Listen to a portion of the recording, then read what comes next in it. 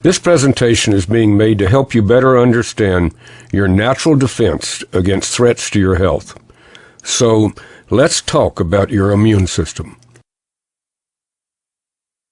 Your immune system is what protects you from disease.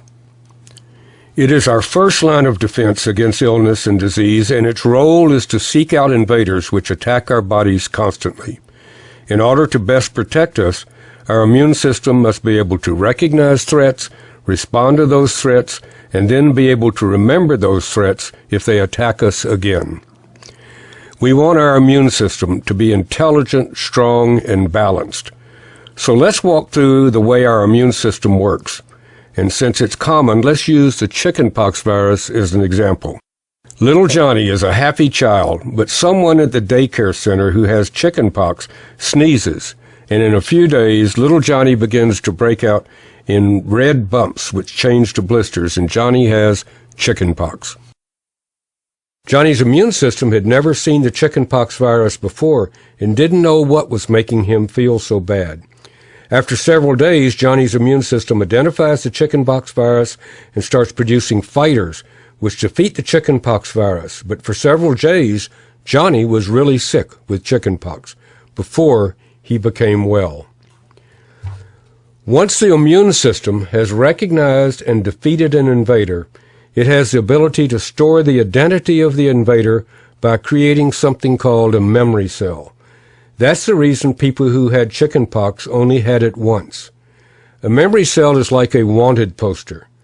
The memory cell forever carries the identity of the chickenpox virus around your body, and if the chickenpox virus ever appears again, the memory cell immediately sounds the alarm, and an immediate, overwhelming production of immune system fighters is produced, and you don't become ill. You don't even know you've been exposed because now you have immunity. Isn't that a wonderful word, immunity? Immunity, it means you have protection.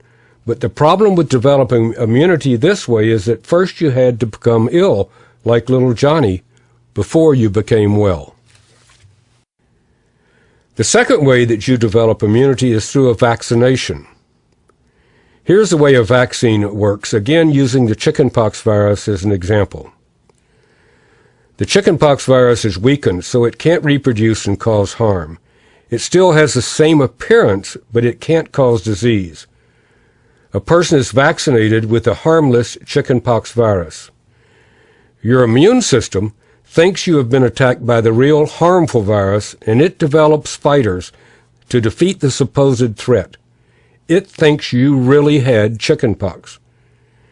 Your immune system develops memory cells so that later, if a harmful chickenpox virus enters your body, you have instant recognition and an overwhelming immune response, and you don't become ill, and you have developed again that wonderful word, immunity. That's the way a vaccine works.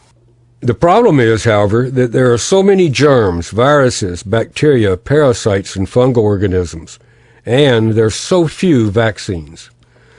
So let's review a moment how we have developed immunity. We can develop immunity and thus protection by actually having a disease, like chickenpox, where we finally figure out the identity of the invader and store a memory cell which protects us against exposure in the future.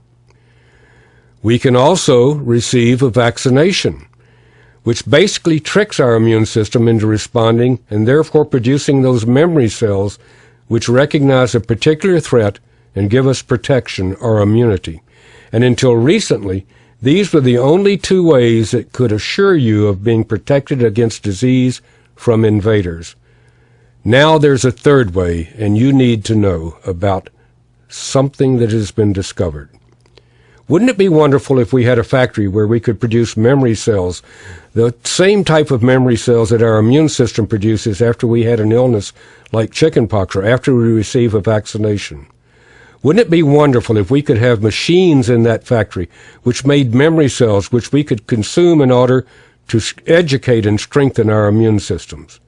Well, we do have such a factory, multiple factories, and they are farms, and the machines in those factories are Bessie the cow and Henrietta the hen. and you need to know how we can utilize them to help protect us. Because cows and chickens come into contact with exactly the same threats that we do, the same germs, and they have exactly the same type of response to those threats that we do. They are exposed and figure out how to fight the threat, and they produce an immune response just like we do. And again, just like us, they store the memory of those threats in specific memory cells just as we do. Cows transfer their memory cells to their newborn when it nurses through a special first milk called colostrum, just as humans do. Chickens do the same thing. They pack their memory cells in the yolk of the egg so that the newborn chick will have the immune system, education, and strength that the mother hen has when it hatches. Those memory cells that cows and chickens produce have the same function as the memory cells that we humans produce. They allow instant recognition of threats and immediate response to those threats. And those memory cells are called transfer factors. Memory cells are called transfer factors. Those wanted posters, those memory cells are called transfer factors. And we've learned how to take those memory cells, those transfer factors, from colostrum and egg yolks, and through a special filtration process, put them in a capsule so that we can consume them on a daily basis. We can consume recognition cells, transfer factors, so that we can educate and strengthen our immune system, that system which protects us. So now we don't have to go through the learning process each time we're exposed. Our immune system has strength. It has knowledge. It has the ability to respond because of transfer factors. Transfer factors, those memory molecules which educate our immune system and give it the ability to respond immediately because it's able to recognize threats through those memory cells which act like wanted posters.